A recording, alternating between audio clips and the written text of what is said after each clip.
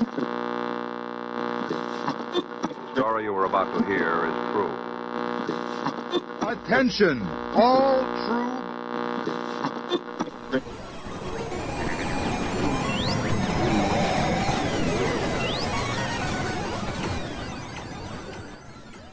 She's alive! Alive!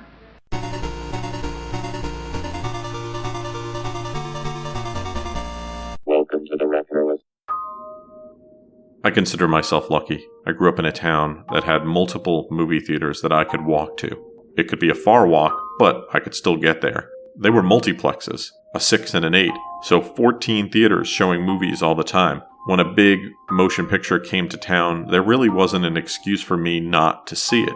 That's why it's so weird that in October of 1988, I did not see Alien Nation. I had a friend who saw it with his father, and they really liked it and would tell me about how wonderful it was. But October went into November, and I still hadn't seen it. I was a little sad when the film left our theaters, because I really wanted to see it on the big screen. So I needed to find a way to go see this movie in a theater that was a couple of towns over. It was a smaller theater, often showed films that were a little older. Sometimes I could count on my sisters to take me, but they were busy with life, and it wasn't always easy to get them to sit with me in a theater for a movie they didn't want to see. And dropping me off was even more trouble for them, because they'd have to go and then come back.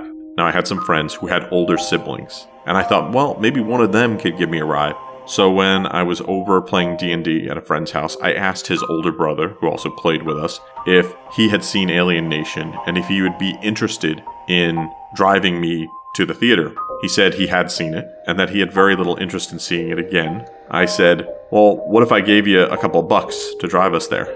That was enough. Money talks. So the next day, I went over to his house, and me and my friend who played D&D got a ride with him to this second-run movie house. He dropped us off and said, I'll be back in 2 hours to pick you up. We watched the film. I really enjoyed it. We come out. We have some time to kill. He didn't show up yet. We're waiting 2 hours.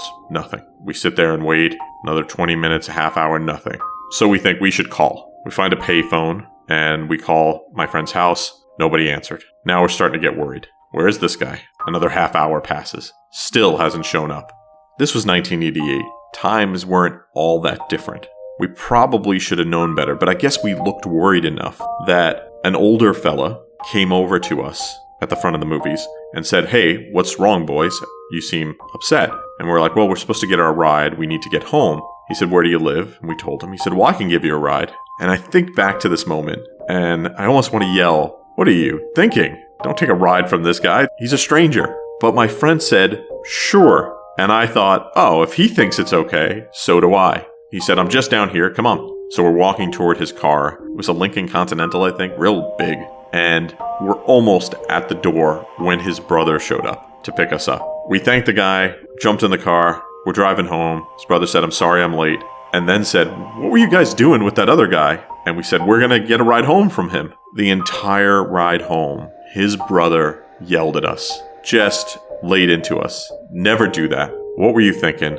And he was right. We had not thought this through. We didn't know this guy. Maybe he was fine, but we didn't know. And we maybe dodged a bullet by getting this ride. Because of this misadventure, or almost terrible adventure, I will always remember Alien Nation, because I associate it with stranger danger.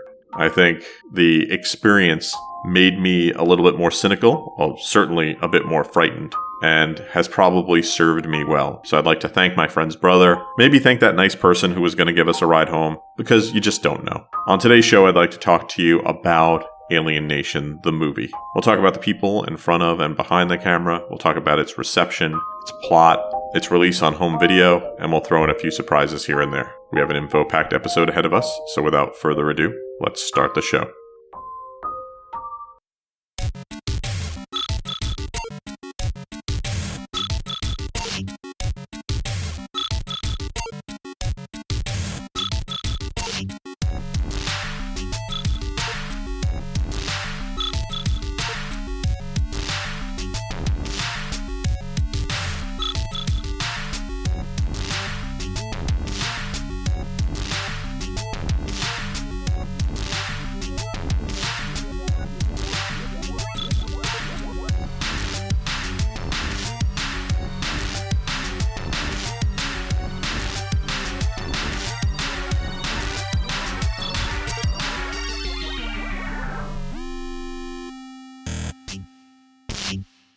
Alien Nation is a science fiction film released in 1988. It was written by Rockne S. O'Bannon and directed by Graham Baker. It stars James Caan, Mandy Patinkin, and Terrence Stamp. It would spawn a TV show and TV movies and was pretty well received at the time. But let's start by talking about the plot. I have the home video version of this, trying to get people to enjoy physical media more. So let's read what the plot says on this CBS Fox video release. It's got James Caan on the back, looking at the barcode, it seems, and it has the headline, "They have come to Earth to live among us, but there's something about them we don't know. Be prepared. Drugs, violence, crime. The headlines of the near future are a lot like today's, with one big difference. In LA alone, there are 300,000 humanoid extraterrestrials, newcomers, or less politely, slags, refugees from a disabled slave ship. They've stayed to live and work among us, to try to fit in. But there's something about them we don't know. James Caan is Sykes, a veteran police detective out to avenge the death of his partner who was killed in a shootout with a gang of newcomers. Mandy Patinkin is Sam Francisco, Sykes' new partner and the force's first newcomer plainclothesman. Together they uncover a trail of murder leading to the most terrifying drug epidemic ever to hit planet Earth. A mixture of police action, science fiction, and imaginative humor. Alien Nation is, as People magazine put it, pulse-pounding fun. 90 minutes color, 1988. Rated R. So, it's a nice-looking box for a good movie. I don't want to go too much more into the plot. Part of the joy of seeing this film is not knowing exactly what you're about to see. And it's the little quirks of the film, the interactions with the newcomers and them adjusting to humans and humans adjusting to them, that makes the film a lot of fun. So the biggest star in the film at this point was James Caan, who played Matthew Sykes. James Edmund Caan passed away in 2022, was an actor probably best known for playing Sonny Corleone in The Godfather in 1972. That would earn him an Academy Award and Golden Globe nomination. He would reprise the role in The Godfather 2, but he worked on lots of other films like Misery, Thief, Honeymoon in Vegas, Eraser, Rollerball, Elf, lots of great films. If you want a good cry that has James Caan in it, he played Brian Piccolo in Brian's Song, the 1971 television movie. He would receive a Primetime Emmy Award for that one, and he earned it. He would take a break from acting in the 80s, and one of the earlier films he did when he came back was Alien Nation, after Gardens of Stone. He would follow it up with probably the more well-known Misery in 1990. In a 2013 interview, he was asked about the movie, and he seemed surprised. He said, "Why would you bring that up?" Then he thought about it and said, "Yeah, well, I don't know. I don't have too many. I mean, I loved Mandy Patinkin. Mandy was a riot, but I don't know. It was a lot of silly stuff creatively. And we had this English director who I wasn't really that fond of. I mean, nice guy, but it was just one of those things where, you don't quit. You get through it. It certainly wasn't one of, I would write it down as one of my favorite movies, but it was pretty popular." It's maybe the most James Caan answers I've ever heard. Mandy Patinkin would play Sam Francisco, who would also be called George in the film because the James Caan character just could not take calling him Sam Francisco. Mandy Patinkin was born in 1952. He's an actor, singer, very well known for his work in musical theater, but he's done film and television, multi-award winner and nominee.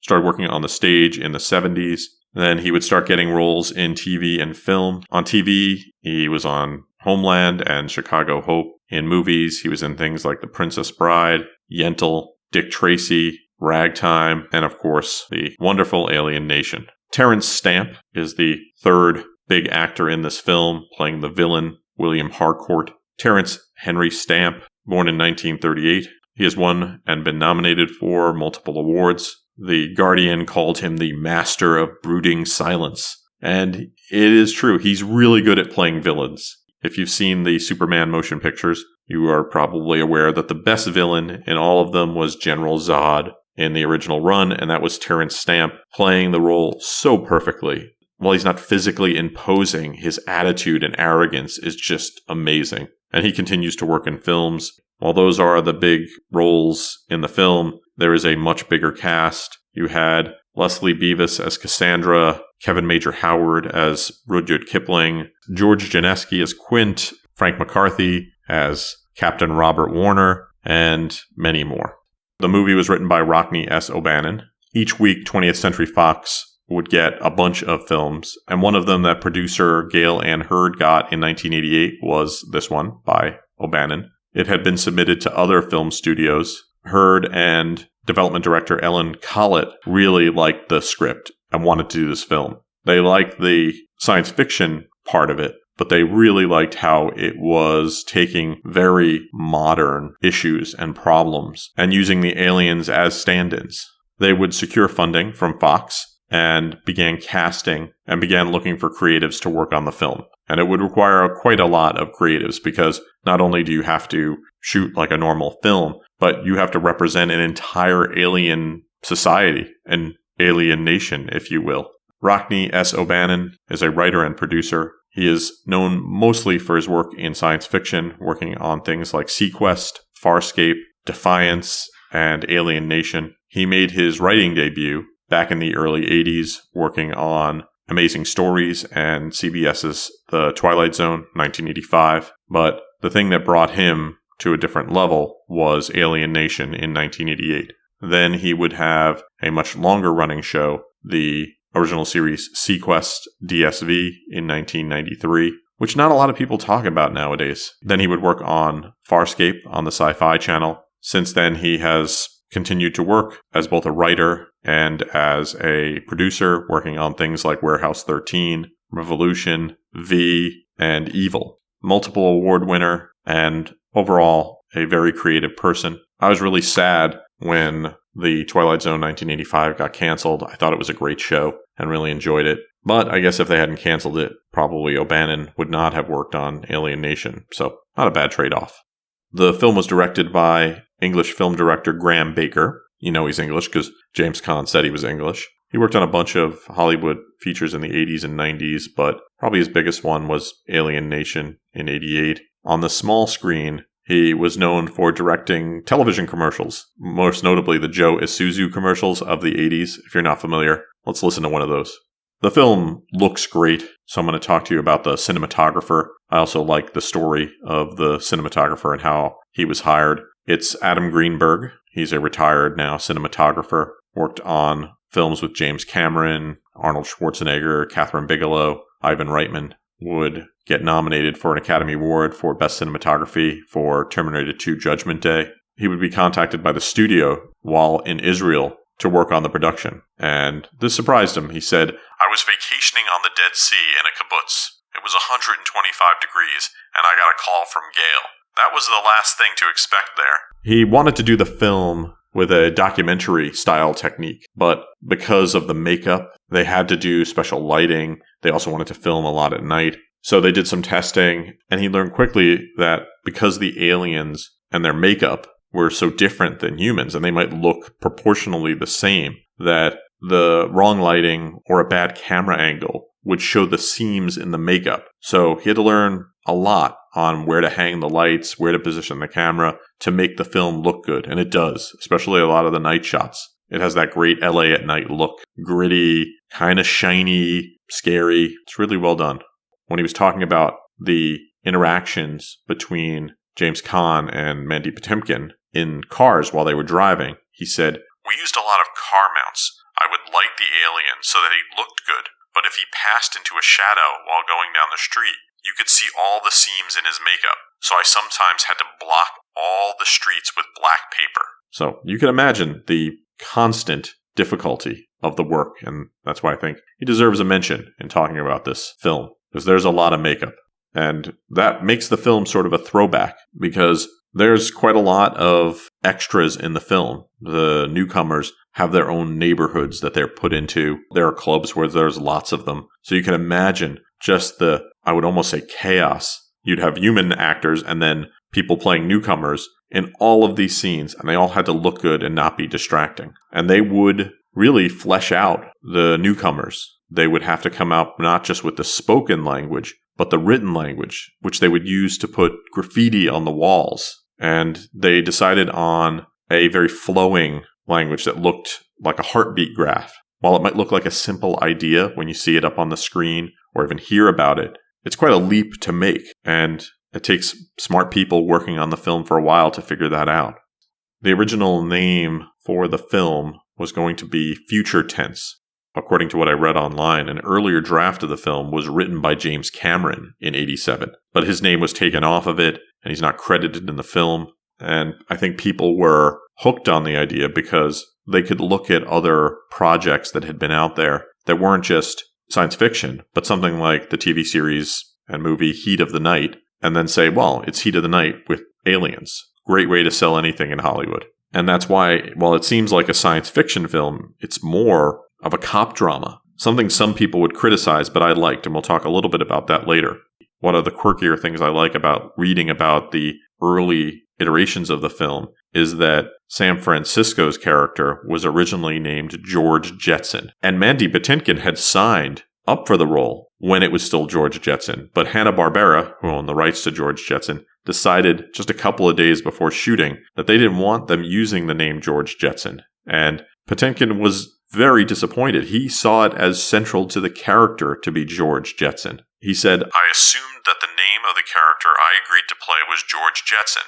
I thought it would make a tremendous difference to the piece that the guy's name was George Jetson because it gave a cartoon feeling, an innocence that was important to the movie's whole idea. It's a great loss to the piece that we couldn't recover, a great misfortune that couldn't be solved. It would have helped a lot."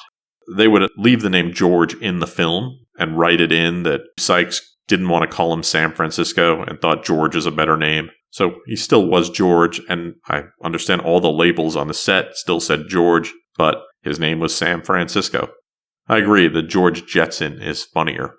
And now that I've said this, I should probably tell you the reason the characters' names are things like San Francisco or George Jetson and many other jokey names is that when the aliens came down, the immigration officers just started making up names for them. And so they were picking names from pop culture and throwing them on them.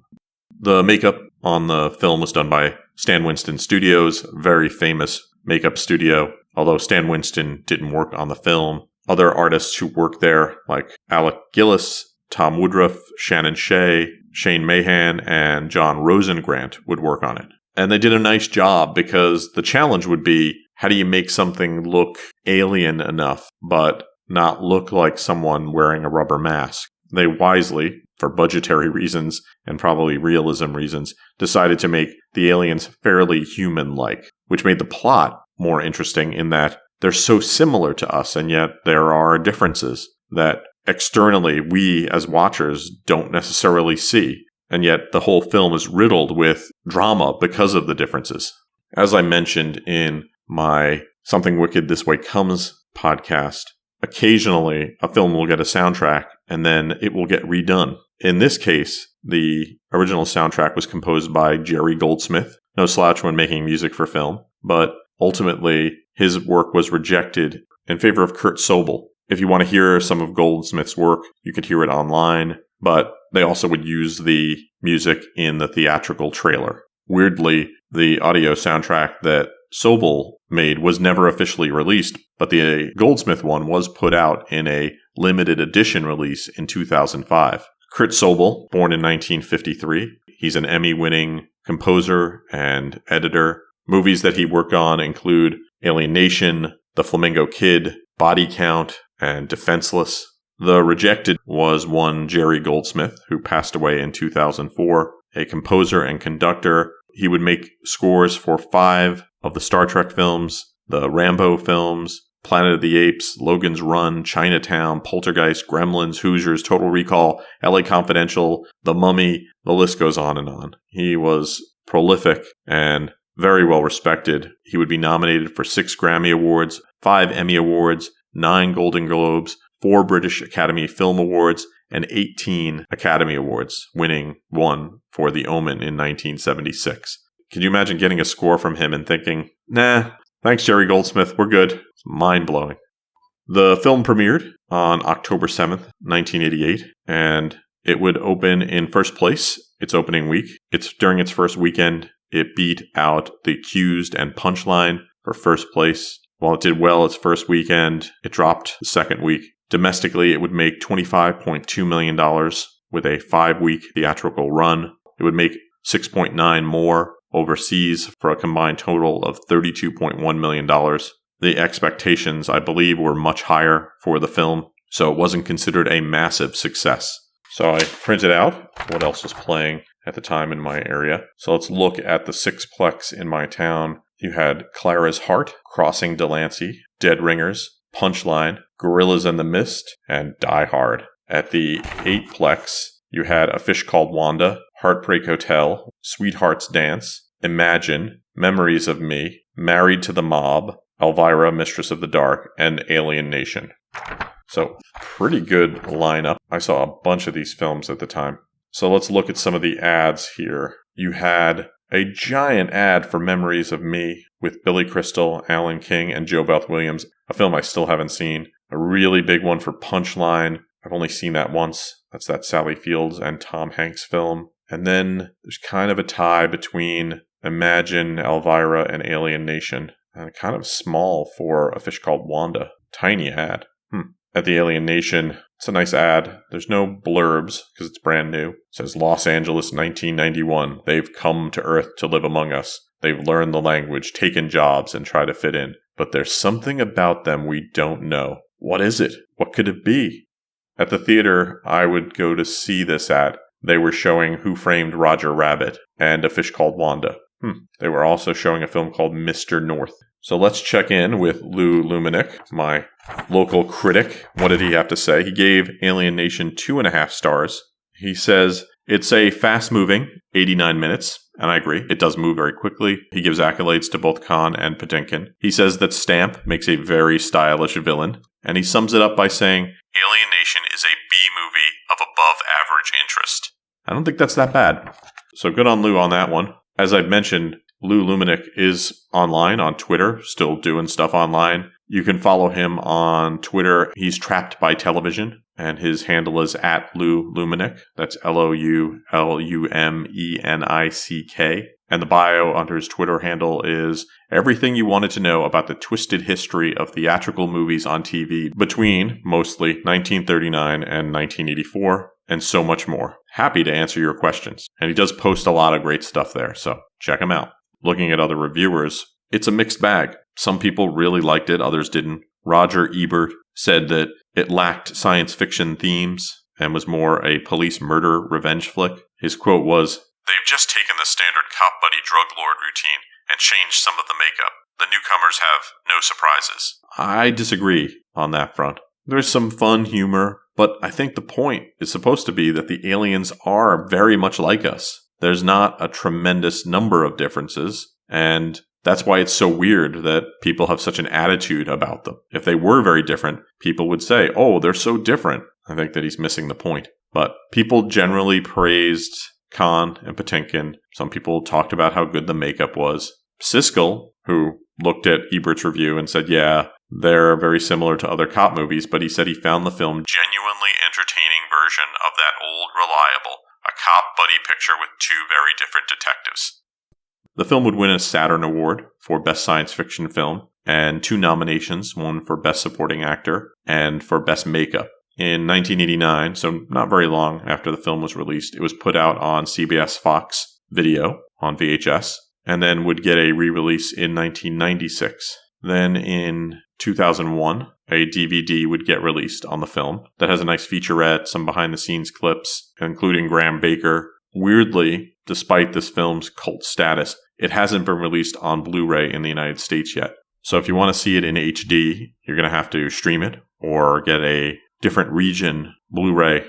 The film would also become a TV show, and normally I would talk a bit more about that, but because there's a lot going on in the TV show, I've decided I'm going to do a second part to this podcast all about the Alien Nation TV show. That will be the next episode that gets released, and it has a top 5 list from Metagirl, so be prepared for that if you want to hear more about the TV show. That will also include information about the TV movies that they made.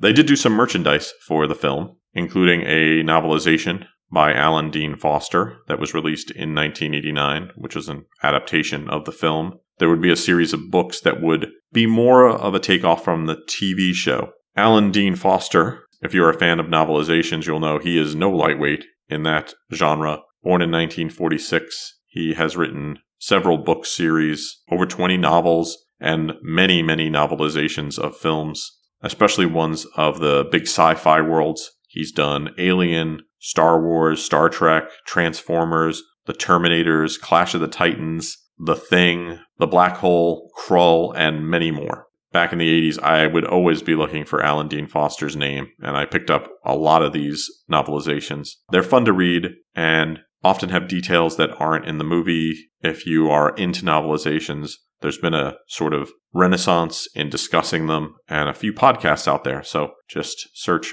for novelization podcasts if you're interested in that genre. It's worth checking out.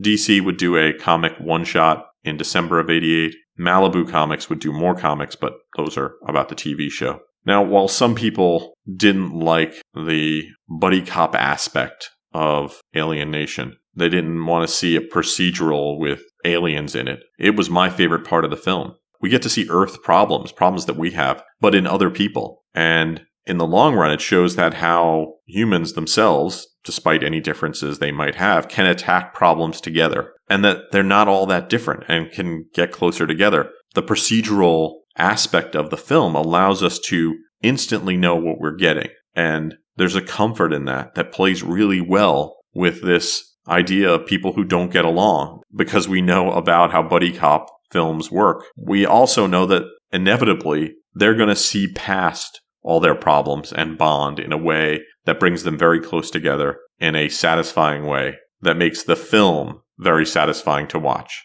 So if you have some time, check out Alien Nation. It's a great film. It's a lot of fun, and the concept is great and would lead to a great TV show. So prepare yourself for the TV show by watching the film first, and you won't be disappointed.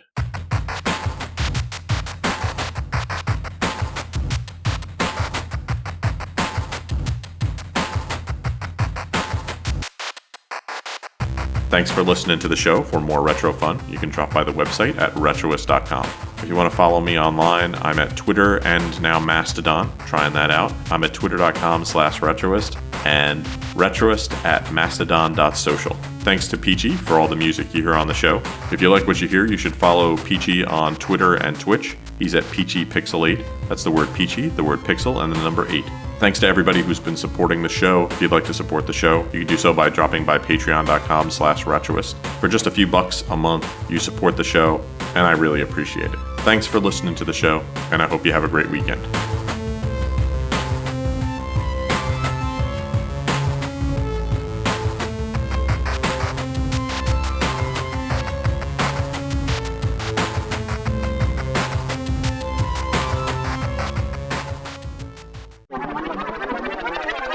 Drugs, violence, crime.